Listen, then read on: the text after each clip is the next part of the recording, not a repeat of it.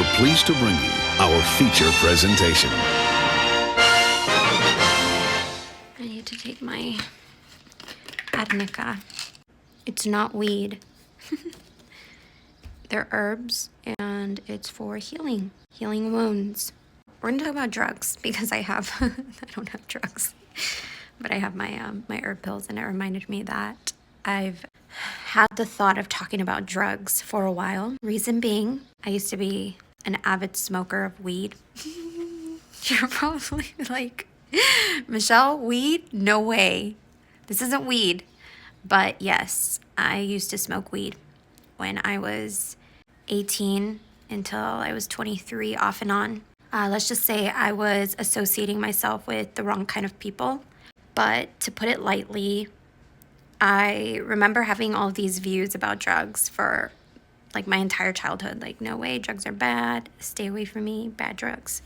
And I took an English course my first summer of college, and in the course we had to discuss whether we believe that post-war veterans should be smoking marijuana to alleviate their PTSD symptoms. And I was against it. I was like, absolutely not. That's not going to heal them, right? Like, I had all these preconceived notions. And then I started doing research.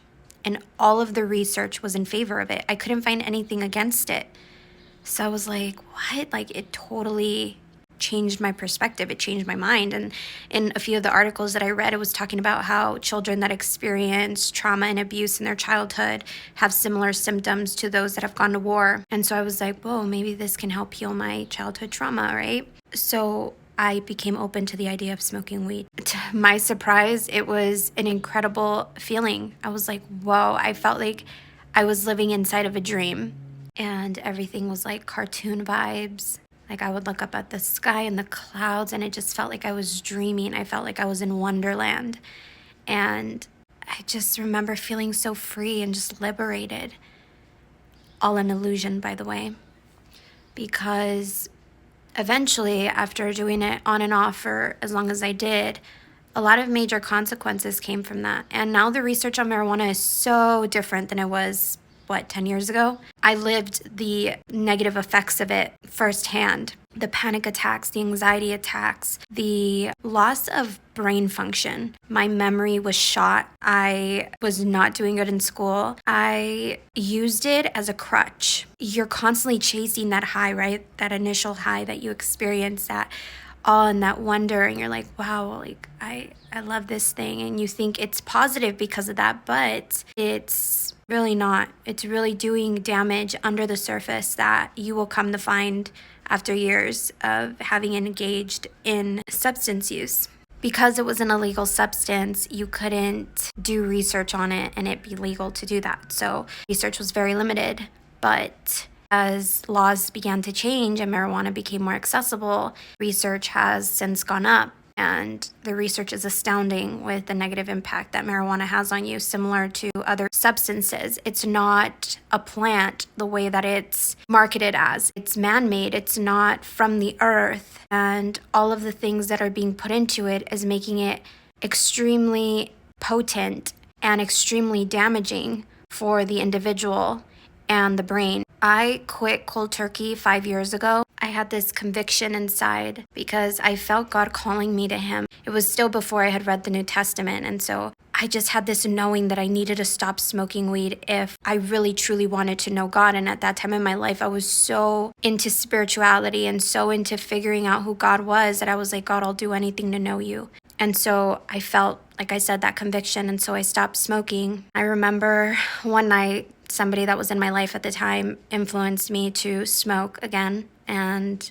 as much as I tried to fight it, I eventually gave in because this was somebody that I trusted a lot at the time. My mistake, but I did. I trusted them, and I ended up smoking, and I had the biggest anxiety attack. I wouldn't say of my life, but it was just like my own mind was going against me. I felt like I lost control of my thoughts. And it was almost like God's way, not God's way, right? Because that was my decision. That was my choice to partake in that activity. It's not like God was like, here, smoke weed. God would never do that. It was my mistake. And in that mistake, God was there with me. And I realized in the moment when all of that was happening, like, I should have listened to God. What am I doing? Why am I allowing these things to continue to be a part of my life when I know better? Like, I should be doing better. What am I doing, right? And I remember just praying. I closed my eyes and I just prayed and I said, God, I am so, so sorry. If you take these feelings away, if you take these thoughts, this experience, if you please just remove it from me, I will never touch this stuff again.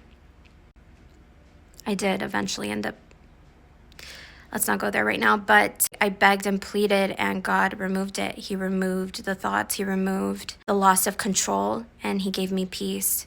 And I was like, I'm never touching that stuff again, like stay away from me. And it made me lose trust in that person that was there at the time also, because somebody that loves and cares about you is not going to be convincing you to partake in substances. And if like friends of yours or like family members or people that you think care about you are trying to influence you to partake in these substances, they are not your friends. They are not your family. You know, family is not always about blood. Family is about genuine familyhood, right? Like people that care about your best interests, people that care about you, people that care about your heart, people that care about your soul, people that care about your health. That's family. And the reality is I tried to quit so many times before, and the reason why it was so impossible because I was still hanging out with people that were so for it. There was just no way that I was going to be able to let go of something that the people around me were still engaging in this activity.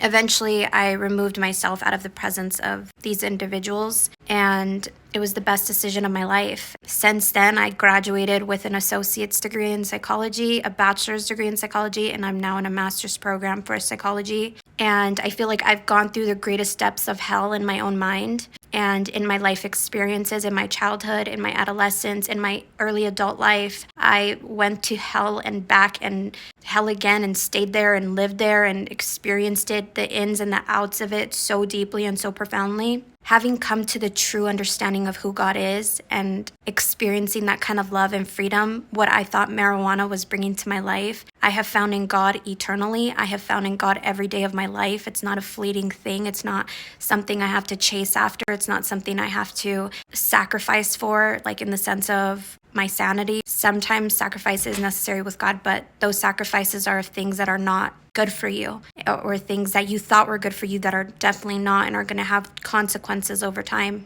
Having experienced God in that profound way just made me realize all of the things in the world that promise you this freedom and this enlightenment, it's all a facade. It's all the enemy trying to distract you from the truth, from God and his sovereignty and the freedom in him. And the only freedom that exists truly and deeply and eternally in this world is God.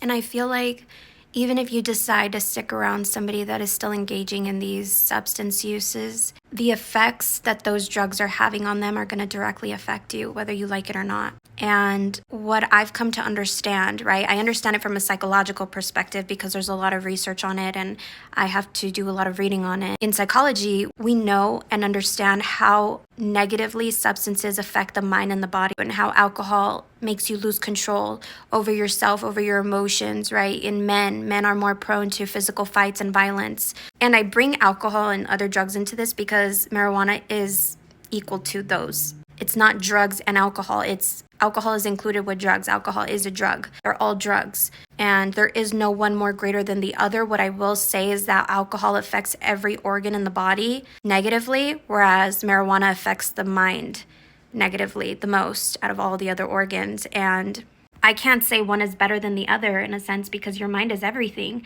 right? If you lose your mind, if you lose your sanity, if you lose your will to control your emotions, you lose control over everything. It doesn't matter if your lungs are functioning, right? Like your mind's gone. So I equate that to alcohol that makes you lose your mind and your ability to reason and raises your testosterone levels in men and in women, but men are more prone to fighting physically. So yeah, all that stuff is garbage, guys. You don't need it in your life. You really need to be drinking water. That's what you need. That's the drug that you need. You need water and you need your fruits and veggies. If you are thinking about doing drugs, don't do it. If you are thinking about quitting doing drugs, do that. It'll be the best decision you ever make for your life. You might end up like me, going to college and graduating with all kinds of degrees and living your best life and just enjoying life. Like, now I feel high on life all the time. I get that high all the time, just existing. And don't get me wrong, I have my bad days, I have my bad moments. We're human. We're meant to experience those emotions. We're meant to feel our feelings. We're made to cry. We're made to feel sadness. We're made to feel pain. The point is, life isn't about escaping our feelings. Life is about feeling our feelings. And once you learn how to feel your feelings, you'll find that sadness is fleeting, just like happiness can be, right? But the one that is not fleeting is peace. It's that eternal peace that God promises us through Christ. It's a peace that surpasses all understanding. It's a peace that this world cannot give you. It's a peace that a job cannot give you, a future dream of yours can't give you, a relationship can't give you, children can't give you. Nothing in this world can give you the incredibly astounding peace that God promises us. So yeah, don't do drugs. Okay, that's my slogan. Don't do drugs. Okay, bye.